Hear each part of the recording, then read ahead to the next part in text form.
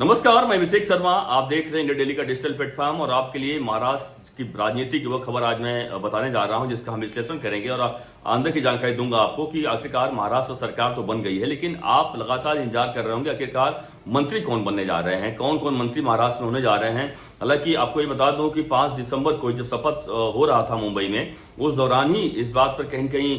अंदर से सहमति लगभग बन रही थी कि और लोगों को भी शपथ दिलाया जाए, लेकिन आपस में यानी तीनों पार्टियों में जिसमें बीजेपी, शिवसेना और एनसीपी, इन तीनों पार्टियों में कोई सहमति नहीं बन पाई थी मंत्रालयों के विभागों के बंटवारों को लेकर, जिसके वजह से कहीं न कहीं यह आम सहमति नहीं बन पाने की वजह से उस दिन शपथ नहीं ले सके थे। लेकिन चूंकि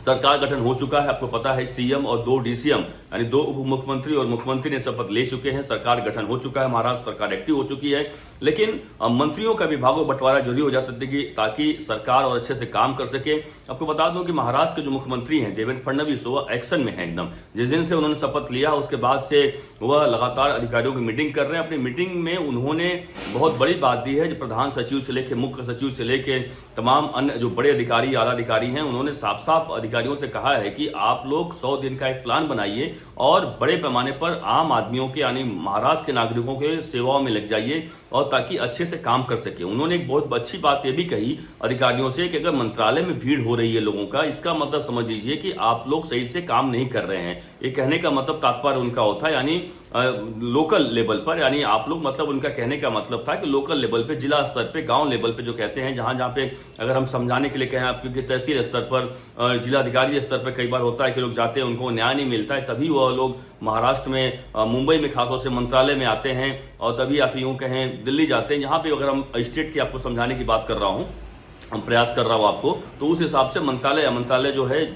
यानी महाराष्ट्र का जो जहां सीएम बैठते हैं वह मुंबई में है और मुंबई में तभी लोग आते हैं क्योंकि महाराष्ट्र के कोने कोने से बात करें, विदर्भ 4-5 एरिया में यानी विभागों में महाराष्ट्र पता ही आपको, उसमें से कोकण है, विदर्भ है, उत्तर महाराष्ट्र, पश्चिम महाराष्ट्र है, यह तमाम इलाके से अगर हम मुंबई से नागपुर की बात करें, दूरी की बात कर लो तो करीबन 900 किलोमीटर ऊपर है। आप समझिए कि 900 किलोमीटर से चलकर कोई अगर मुंबई आएगा और अपने हक का मांग करेगा तो कहीं जरूर तकलीफ उससे होती है और यहाँ पे आने के बाद भी क्या पता कि वो मुलाकात हो पाएगी नहीं हो पाएगी। मंत्री से कई दिन इंतजार करना पड़ता है, कई दिन लोगों को वेट करना पड़ता है। यही कारण है कि देवेंद्र फडणवीस चाहते हैं कि वह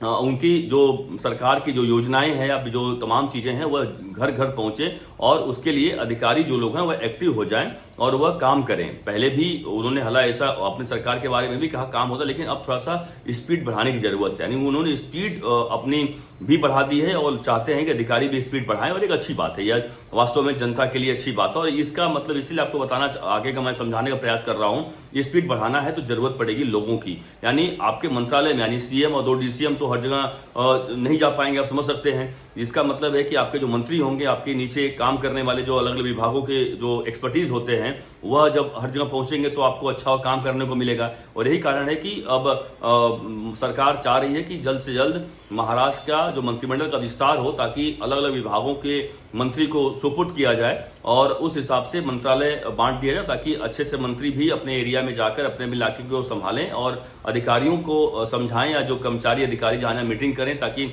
अच्छे से महाराष्ट्र में जो एक विकास की धारा बात कही गई है बहने की, वो विकास की धारा बह सके। और यह जरूरी भी है क्योंकि आपको पता है कि डबल इंजन की सरकार लगातार कहा जाता है बीजेपी की, यानी केंद्र में बीजेपी की सरकार, महाराष्ट्र में बीजेपी की सरकार। तो यह जो आरोप लगा कई बार कि आपको देखा होगा कि जब उद्धव ठाकरे की सरकार थी महाराष्ट्र में तो जो कई सारे विकास कार्य को रोक दिया गया था, कई सारे अड़ंगे डाले गए थे, लेकिन यह सरकार कहती है कि नहीं, हम आए जब से विकास भी शुरू हुआ, विकास हो भी रहा है, तो अब विकास और अच्छे से हो तो लोगों को लगे कि नहीं हमने ये चुन के दिया है, बम्पर वोटिंग किया है, हमने बम्पर सीट मिली है महायुति को, तो उस हिसाब से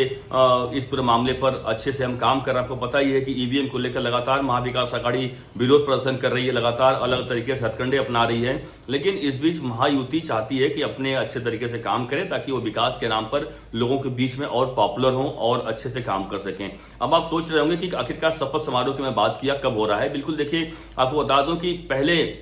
जो सरकार की तरफ से सूत्रों द्वारा बताई गई थी कि 12 दिसंबर को शपथ समारोह हो सकता है, लेकिन अब जो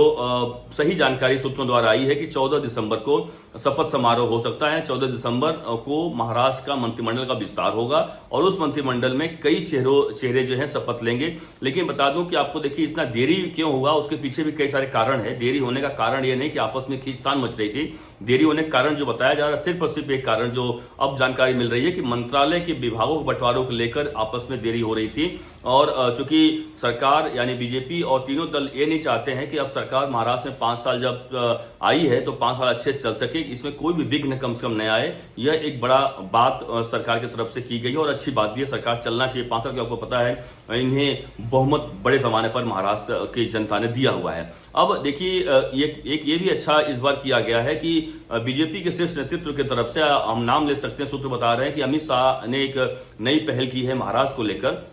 सभी तीनों दलों के, एनसीपी और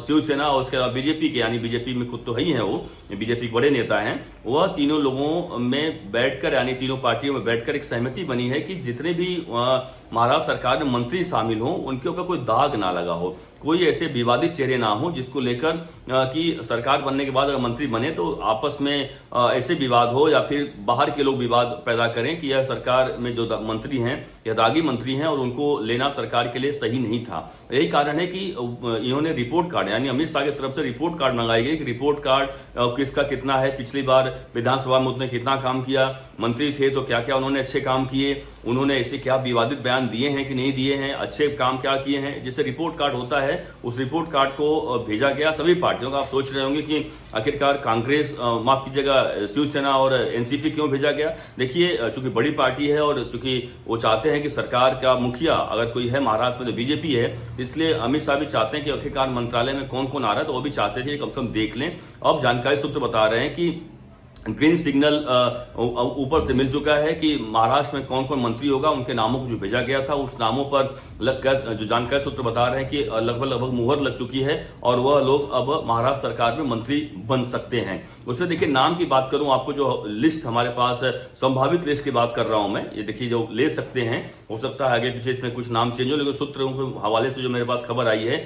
जो लिस्ट है 14 दिसंबर को जो शपथ समारोह हो सकता है यानी मंत्रिमंडल विस्तार वाला, उसमें आपको बता दूं बीजेपी की तरफ से मैं नाम आपको बताते चल रहा हूं। बीजेपी की तरफ से देखिए उसमें गिरीश महाजन का नाम है। गिरीश महाजन चूंकि देवेंद्र फडणवीस काफी खास कह जाते हैं, वह शपथ ले सकते हैं। रविंद्र चौहान का नाम है, बीजेपी की लिस्ट आपको पढ़ रहा हूं मैं, बता रहा हूं। उसके अलावा चंद्रशेखर बावनकुले जो कि इस वक्त महाराष्ट्र बीजेपी के अध्यक्ष हैं, उन्हें मंत्रिमंडल में लाया जाएगा। और संजय उपाध्याय जो कि पहली बार विधानसभा में पहुंचे हुए हैं, नए चेहरे हैं, बोरीवली इलाके से आते हैं। योगेश सागर ये भी पहली बार मंत्री बनेंगे। और उसके अलावा देवयानी फरांदे जो कि महिला चेहरा को भी लाया जाएगा। अनूप अग्रवाल इन्हें भी, और संजय कुटे, चयन सुख संचेती, नीतीश राणे को पता है किस तरीके से तमाम इलेक्शन में कई सारे उन्होंने प्रचार प्रसार किए और